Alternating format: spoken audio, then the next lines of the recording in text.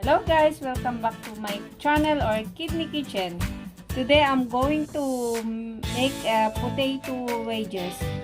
My ingredients are 4 medium size of potatoes, boiled for 15 minutes, rinse, wash and drain. 1 teaspoon of oregano, dried oregano, 2 teaspoons of paprika, a little bit of black pepper, and half teaspoon of chili, optional.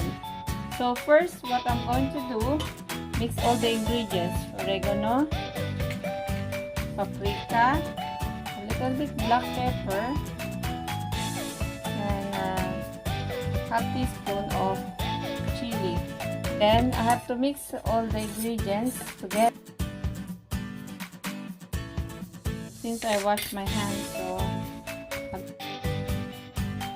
and then I have a pan here, non-sticky pan, or grease your pan with oil.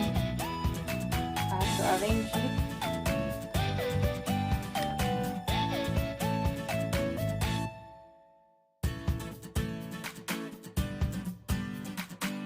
Now I have to put in the oven now for 20 to 30 minutes.